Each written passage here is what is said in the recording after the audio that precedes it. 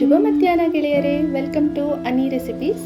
ಇವತ್ತು ಅನಿ ರೆಸಿಪೀಸಲ್ಲಿ ಯಾವ ರೆಸಿಪಿ ಮಾಡ್ತಾ ಇದ್ದೀವಿ ಅಂತ ಅಂದರೆ ರವೆ ಉಂಡೆ. ಚಿಕ್ಕ ಮಕ್ಕಳಿಂದ ದೊಡ್ಡ ಮಕ್ಕಳಿಗೂ ಎಲ್ಲರೂ ಇಷ್ಟಪಡ್ತಾರೆ. ಇದನ್ನು ತುಂಬ ಸುಲಭವಾಗಿ ಕೂಡ ಮಾಡ್ಕೋಬೋದು. 10 ನಿಮಿಷ ಅಷ್ಟೇ ಆಗೋದು. ಇದಕ್ಕೆ ಏನೇನು ಬೇಕು ಅಂತ ನೋಡ್ಕೊಳ್ಳೋಣ. ಮೊದಲಿಗೆ ರವೆ, ಕಾಯಿ ತುರಿ,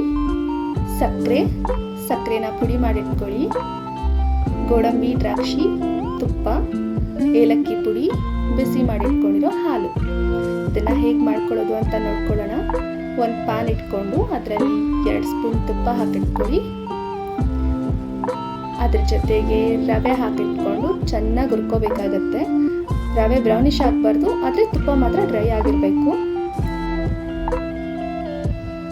ಈ ಥರ ಮಿಕ್ಸ್ ಮಾಡ್ಕೊಂಡ್ಬಿಟ್ಟಾದ್ಮೇಲೆ ಅದ್ರ ಜೊತೆಯಲ್ಲಿ ಗೋಡಂಬಿ, ದ್ರಾಕ್ಷಿ ಹಾಕಿಟ್ಕೊಳ್ಳಿ. ನಿಮಗೆ ಬೇಕಂದರೆ ಬೇರೆ ಡ್ರೈ ಫ್ರೂಟ್ಸ್ ಕೂಡ ಆ್ಯಡ್ ಮಾಡ್ಕೊಬೋದು. ಇದರಲ್ಲಿ ಚೆನ್ನಾಗಿರುತ್ತೆ, ಟೇಸ್ಟ್ ಕೂಡ ಡಿಫ್ರೆಂಟ್ ಆಗಿ ಬರುತ್ತೆ. ಸೊ ಈ ಥರ ನೀಟಾಗಿ ಮಿಕ್ಸ್ ಮಾಡಿಟ್ಕೊಳ್ಳಿ ಇದನ್ನು. ಸೊ ಈಗ ಸ್ಟವ್ ಆಫ್ ಮಾಡಿಟ್ಕೊಂಡ್ಬಿಟ್ಟು ಕಾಯಿ ತುರಿ ಹಾಕಿಟ್ಕೊಳ್ಳಿ. ಕಾಯಿ ತುರಿ ಹಾಕಿಟ್ಕೊಂಡು ನೀಟಾಗಿ ಮಿಕ್ಸ್ ಮಾಡ್ಕೊಳ್ಳಿ. ಇದನ್ನು ಹೀಗೆ ನೋಡ್ತಾ ಇದ್ದೀರಲ್ಲ, ನೀಟಾಗಿ ಈ ಥರ ಮಿಕ್ಸ್ ಮಾಡಿಟ್ಕೊಂಡು ಸಕ್ಕರೆ ಏನು ಪೌಡರ್ ಮಾಡಿಟ್ಕೊಂಡಿರ್ತೀರ ಅದನ್ನು ಹಾಕಿಟ್ಕೊಳ್ಳಿ. ಅದಾದಮೇಲೆ ಅದ್ರ ಜೊತೆಗೆ ಏಲಕ್ಕಿ ಪುಡಿ ಕೂಡ ಹಾಕಿಟ್ಕೊಳ್ಳಿ, ಚೆನ್ನಾಗಿರುತ್ತೆ ಟೇಸ್ಟು. ಇವಾಗ ಎಲ್ಲದನ್ನು ಮಿಕ್ಸ್ ಮಾಡಿಟ್ಕೊಳ್ಳೋಣ ಈ ಥರ.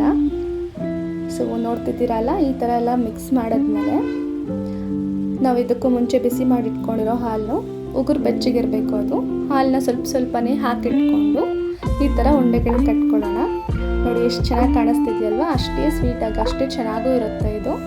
ಅಷ್ಟೇ ಸ್ವೀಟಾಗಿರೋ ನೀವು ಇನ್ನೂ ನಮ್ಮ ಚಾನಲ್ನ ಸಬ್ಸ್ಕ್ರೈಬ್ ಮಾಡಿಲ್ಲ ಅಂತ ಅಂದರೆ ಆದಷ್ಟು ಬೇಗ ಸಬ್ಸ್ಕ್ರೈಬ್ ಮಾಡ್ಕೊಳ್ಳಿ. ನಿಮಗೆ ಜಾಸ್ತಿ ವಿಡಿಯೋಸು, ರೆಸಿಪೀಸ್ ಬೇಕಂತ ಅಂದರೆ ಕಮೆಂಟ್ ಮಾಡಿ, ಲೈಕ್ ಮಾಡಿ ಮತ್ತು ನಿಮ್ಮ ಫ್ರೆಂಡ್ಸಿಗೂ ಶೇರ್ ಮಾಡಿ ಇದನ್ನು. ಸೊ ಇವಾಗ ರವೆ ಉಂಡೆ ರೆಡಿಯಾಗಿದೆ.